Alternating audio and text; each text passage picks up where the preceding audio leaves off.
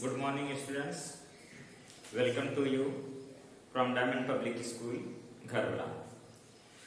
आज हम टेंस के विषय में प्रेजेंट इंडेफिनिट टेंस के विषय में पढ़ेंगे। कल मैं टेंस के जो 3 टेंस होते हैं और तीनों टेंसों के जो सब कैटेगरीज होती हैं उनके विषय में मैंने फोकस किया था। आज हम प्रेजेंट इंडेफिनिट टेंस के विषय में फोकस करेंगे। तो हम देखते हैं प्रेजेंट इंडेफिनिट टेंस।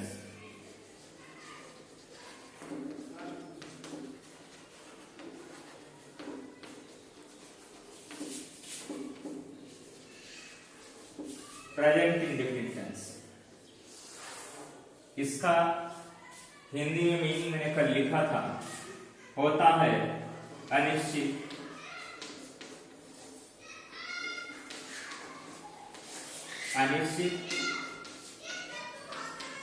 वर्तमान काल। अनिश्चित वर्तमान काल अर्थात प्रेजेंट इंडेफिनिट में जो भी वर्क होता है वह अनिश्चित होता है। उसका कोई टाइम नहीं होता है कि कब होता है और कब नहीं होता है। इसका कोई फिक्स टाइम नहीं होता। कार्य होता है लेकिन कब होता है ये निश्चित नहीं होता है। तो प्रेजेंट इंडेफिनिट के सबसे पहले हम पहचान देखते हैं। प्रेजेंट इंडेफिनिट की पहचान क्या होता है? तो इसमें जो वाक्य के अंत में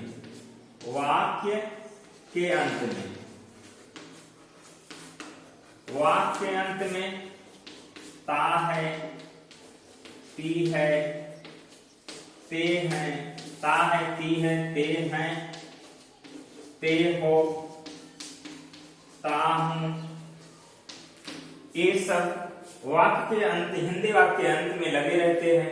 तो इससे हम पहचान लेते हैं कि ये प्रेजेंट इंडेफिनिट टेंस का सेंटेंस है। अब हम प्रेजेंट इंडेफिनिट टेंस के जो सेंटेंस होते हैं वे हैबिचुअल एक्शन के होते हैं, यूनिवर्सल ट्रुथ के होते हैं, जनरल स्टेटमेंट्स के होते हैं, प्रोवर्ब्स जो होते हैं, ये सब प्रेजेंट इंडेफिनिट में ही यूज होते हैं। प्रेजेंट इंडेफिनिट में ही ये सेंटेंस बनते हैं और इसका अनुवाद होता है। तो हम सबसे पहले देखते हैं अफर्मेटिव सेंटेंस।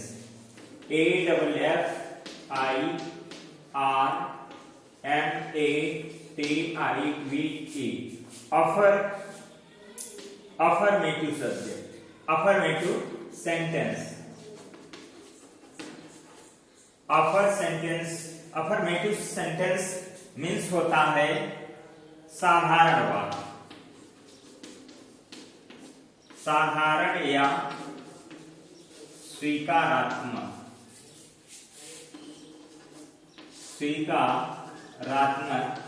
वाक्य। एक साधारण या स्वीकारात्मक वाक्य होता क्या है?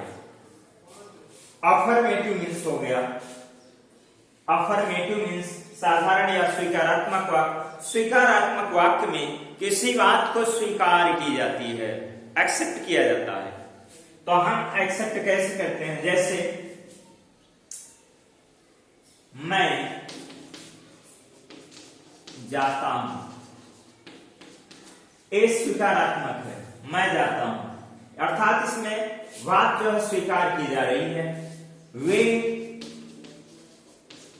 खेलते हैं, तुम पढ़ते हो, अर्थात इसमें न तो क्वेश्चन किया जा रहा है, न तो निगेशन है, न तो नकारा जा रहा है। किसी बात को न तो नकारा जा रहा है, न तो किसी बात को न तो क्वेश्चन किया जा रहा है, बल्कि इसमें बात को स्वीकार किया जा रहा है। इसलिए ये अफर्मेटिव सेंटेंस हैं, हिंदी में स्वीकारात्मक वाक्य हैं। अब हम अफर्मेटिव सेंटेंस का स्ट्रक्चर देखते हैं, कैसे होता है स्ट्रक्चर। हिंदी में स्ट्रक्चर इसका है हिंदी में कर्ता, कर, क्रिया, कर्ता प्लस कर प्लस क्रिया। ए अफर्मेटिव में ये स्ट्रक्चर होता है। अब अफर्मेटिव में तो इस तरह से स्ट्रक्चर होता है, लेकिन इंग्लिश में इनके स्ट्रक्चर होते हैं subject plus verb plus object. अब हिंदी के जो सेंटेंस होंगे उनका स्ट्रक्चर होगा, पहले कर्ता होगा, उसके बाद कर्म होगा, क्रिया बाद में होगी। लेकिन इंग्लिश में जो सेंटेंस होंगे सब्जेक्ट पहले होगा, वर्ब उसके बाद आएगा, उसके बाद ऑब्जेक्ट आएगा, ऑब्जेक्ट उसके बाद होगा। इस तरह से हम सेंटेंस रखते हैं, पहले सब्जेक्ट फिर वर्ब फिर उसके बाद ऑब्जेक्ट। अब हम ये देखते हैं कि इसमें भी सब्जेक्ट, जैसे कोई भी नाउन होता है तो उस नाउन का नंबर होता है, तो उस नाउन का नंबर होता है सिंगुलर नंबर और प्लूरल नंबर। तो सिंगुलर और प्लूरल नंबर के अकॉर्डिंग वर्ब में चेंजिंग होता है। तो थर्ड पर्सन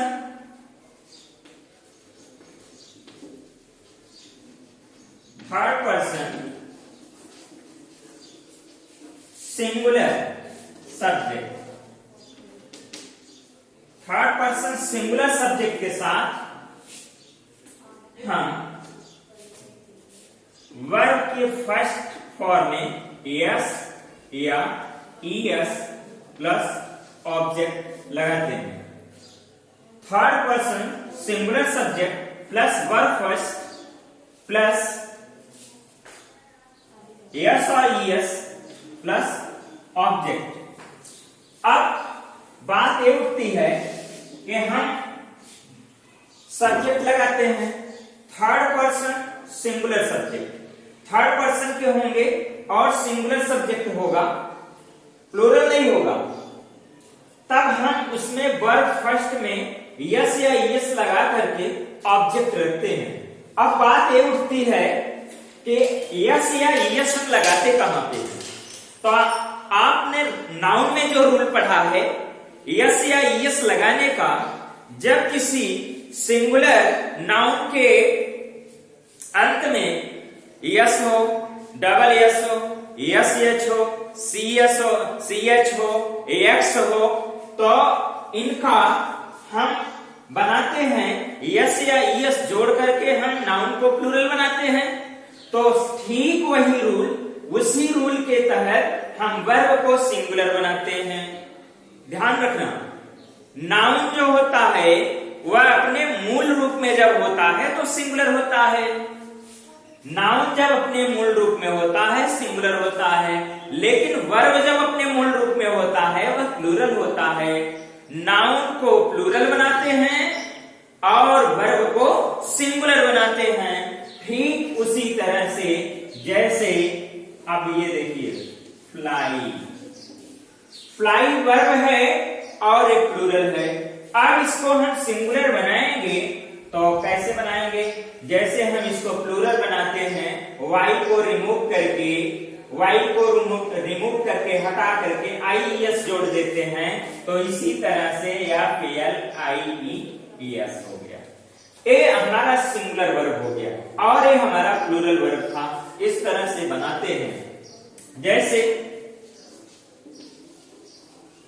प्ले है, प्ले हमारा वर्ब है, तो प्ले में क्या है कि यहां पर वाई से पहले कॉन्सोनेंट था, इसलिए हमने वाई को हटा के आईएस लगाया।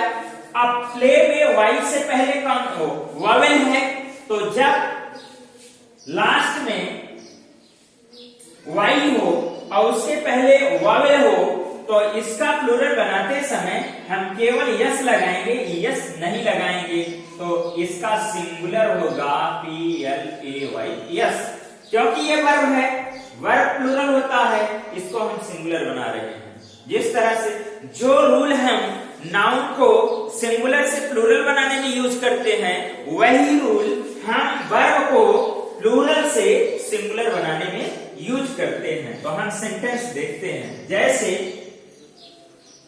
सी गोज, सी गोज वह जाती है। ही रन्स वह दौड़ता है। सी गोज वह जाती है। इसमें ये देखना है कि जब ता है, ती है, ते है, ते हो, तो हम है की इंग्लिश अलग से नहीं लिखते हैं। इसमें जाती है ए वर्ब है, तो जब इस तरह से ता है, ती है, ते हो के साथ लगा रहे, तो इसमें हम इज एम आर का प्रयोग नहीं करते हैं। तो अब देख रहे हो सब्जेक्ट वर्ब, सब्जेक्ट वर्ब, ए है कर्ता और ए है क्रिया। ए है सब्जेक्ट और ए है वर्ब। ए सब्जेक्ट है और ए वर्ब है। सब्जेक्ट को हिंदी में कर्ता कहते हैं और वर्ब को हिंदी में क्रिया बोलते हैं। तो अब एक चीज देख रहे हो कि मैंने रूल में लिखाया है subject plus verb plus object. तो अब इसमें ऑब्जेक्ट है ही नहीं, केवल सब्जेक्ट और वर्ब हैं। दोनों सेंटेंसों में सी गोज, ही रन्स, दोनों में केवल सब्जेक्ट और वर्ब हैं, ऑब्जेक्ट नहीं है। तो इसमें ऑब्जेक्ट है नहीं, तो ऑब्जेक्ट हिंदी में भी नहीं आएगा जब इंग्लिश में नहीं है, और हिंदी में नहीं है तो इंग्लिश में नहीं आएगा। अब हम एक सेंटेंस देते हैं जिसमें ऑब्जेक्टिव भी होगा। I write a letter, I write a letter, I write a letter. अब यहां पे देखिए आई लग गया है, उसके बाद हम इसमें यस या यस नहीं लगा रहे हैं। क्यों? आई के साथ आई हमेशा प्रेजेंट इंडेफिनिट और परफेक्ट में, आई प्रेजेंट इंडेफिनिट और परफेक्ट में प्लूरल वर्ब लेता है, सिंगुलर वर्ब नहीं लेता है। जबकि आई भी सिंगुलर होता है। अगर हम ये कहें कि आई प्लूरल है तो आई प्लूरल कदाप नहीं है, आई सिंगुलर होता है। केवल प्रेजेंट इंडेफिनिट और परफेक्ट टेंस को छोड़ करके बाकी सभी टेंसेज में हर प्लेस पे जो है आई सिंगुलर वर्ब लेता है। इन दो स्थानों पर आई प्लूरल वर्ब लेता है। आई राइट अ लेटर, तो ये सब्जेक्ट हो गया और राइट वर्ब हो गया और लेटर ऑब्जेक्ट हो गया। तो मैं तो अभी बता रहा था इनका इसका rule, third person singular subject plus verb first plus yes और ईएस प्लस ऑब्जेक्ट। जैसे वह पत्र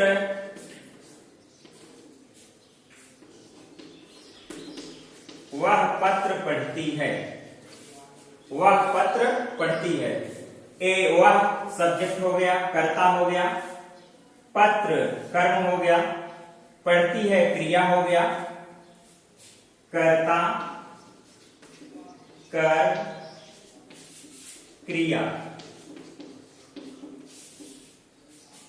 हिंदी में पहले कर्ता, नंबर 2 पे कर, नंबर 3 पर क्रिया। लेकिन इंग्लिश में क्या होगा? सी रीड्स,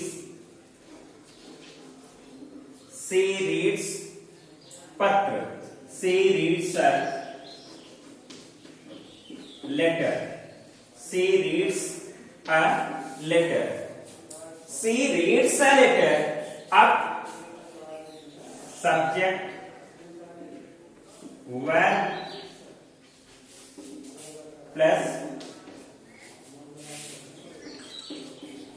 ऑब्जेक्ट। सब्जेक्ट सिंगुलर है तो वर्ब सिंगुलर है, यस देखो ये यस लगा हुआ। सब्जेक्ट सिंगुलर है तो वर्ब सिंगुलर है, उसके बाद ऑब्जेक्ट है।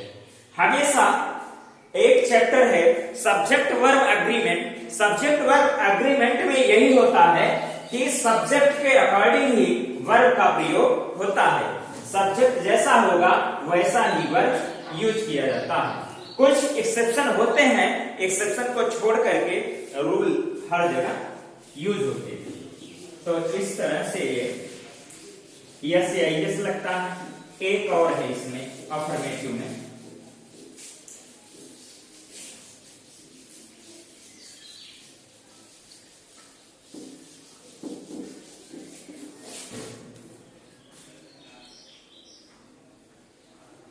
प्लूरल वर्ब, प्लूरल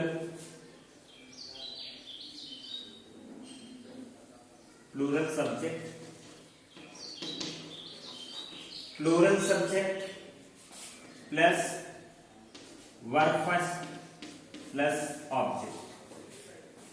जब सब्जेक्ट प्लूरल होगा तब वर्ब फर्स्ट लगेगा और उसके बाद ऑब्जेक्ट हो जाएगा। जैसे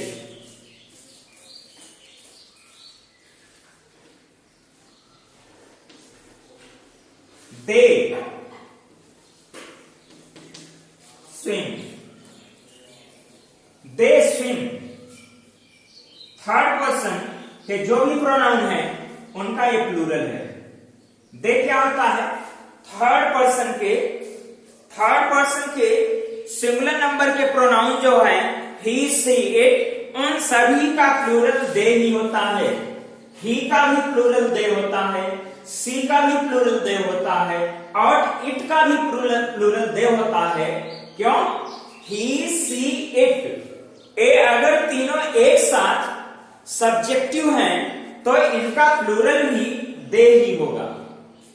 ही सी इट, अगर ये तीनों सब्जेक्टिव केस में हैं तो इनका प्लूरल भी तीनों का, ही का, सी का, इट का, सबका प्लूरल दे होता है। दे स्विम, वे तैरते हैं। अब दे स्विम, वी टॉक। अब वी भी प्लूरल है, इसलिए इसमें यस या यस नहीं लगा। दे प्लूरल है इसलिए इसमें यस या यस नहीं लगा। We talk. Mohan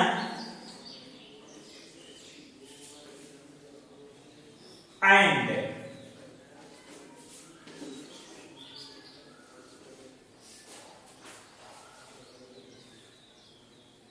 Shobhan, Mohan and शोभन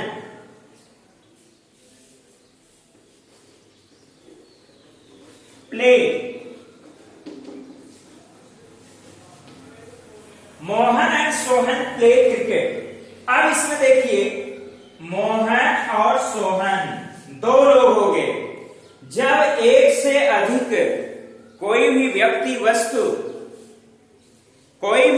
या वस्तु अगर एक से अधिक होगा तो वह प्लूरल में होगा।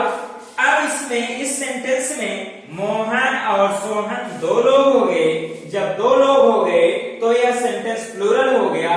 जब सब्जेक्ट प्लूरल हो गया, एक पूरा सब्जेक्ट प्लूरल है तो यहां प्लूरल वर्ब ही लगा, प्लेज नहीं होगा, प्ले होगा।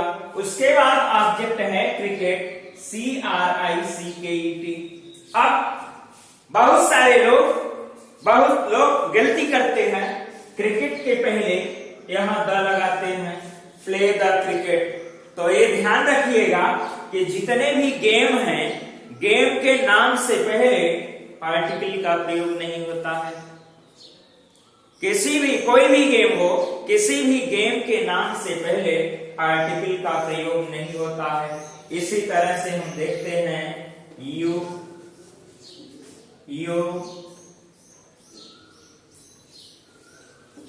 Run on the road, you run on the road. अब ये सब्जेक्ट है, ए वर्ब है, ए हमारा ऑब्जेक्ट है। लेकिन एक चीज ध्यान से देखिए, ए सब्जेक्ट का प्लेस है, ए वर्ब का प्लेस है और ए ऑब्जेक्ट का प्लेस है, ऑब्जेक्ट का प्लेस है। तो हम ऑब्जेक्ट के विषय में जब पढ़ाएंगे, डायरेक्ट और इनडायरेक्ट ऑब्जेक्ट दो तरह के होते हैं। डायरेक्ट और इनडायरेक्ट ऑब्जेक्ट के का जब हम अलग से एक वीडियो बनाएंगे तो उसमें बताएंगे कि डायरेक्ट कौन सा ऑब्जेक्ट डायरेक्ट होता है और कौन सा ऑब्जेक्ट इनडायरेक्ट होता है, तो अच्छी तरह से समझ में आ जाएगा। तो यहां हम ये थोड़ा सा फोकस करते हैं। देखिए, you run on the road, object का पता व्हाट और whom से होता है। अगर व्हाट से क्वेश्चन करेंगे, इसमें अगर वर्ब में हम वर्ब में क्वेश्चन करेंगे व्हाट और whom से लगा के, जो आंसर आएगा वही ऑब्जेक्ट होगा। नहीं तो वह पार्ट्स ऑफ स्पीच में बहुत सब, जैसे एडजेक्टिव है, एडवर्ब है, प्रोनाउन है, सब कुछ है। तो यहां पर हम कुछ ऐसे इंट्रोगेटिव वर्ड होते हैं जब उनसे हम पता लगाते हैं ऑब्जेक्ट प्लेस पर है क्या। अब you run on the road, what run, what does you run, what does you run, तुम क्या दौड़ते हो। अब आंसर आया ऑन द रोड, रोड दौड़ता हूं, incorrect. whom, What do you run? What do you run? तुम क्या दौड़ते हो। When do you run? When do you run? तुम कब दौड़ते हो, इसका भी आंसर नहीं आ रहा है। Why do you run? तुम क्यों दौड़ते हो, इसका भी नहीं आ रहा है। अब देखिए, Where do you run? Where do you run? तुम कहां दौड़ते हो, इसका आंसर आ रहा है on the road। तो वेयर से प्लेस का पता लगता है, वेयर से टाइम का पता लगता है, वाई से रीजन का पता लगाते हैं। तो इस तरह से हम ये देख रहे हैं कि ये हमारा एडवर्ब है, ऑन द रोड क्या है, एडवर्ब है, लेकिन प्लेस है, कौन सा प्लेस है ये, सब्जेक्ट वर्ब ऑब्जेक्ट। प्लेस तो ऑब्जेक्ट का है लेकिन ये ऑब्जेक्ट नहीं है, रूल के अकॉर्डिंग ऑब्जेक्ट नहीं है। तो ये सब्जेक्ट हो गया, वर्ब हो गया, ऑब्जेक्ट हो गया, लेकिन ऑब्जेक्ट के प्लेस पे जो हमारे वर्ड हैं ये एडवर्ब है। तो इस तरह से हमारा ये अफर्मेटिव सेंटेंस हुआ। अब हम निगेटिव पे देखते हैं। निगेटिव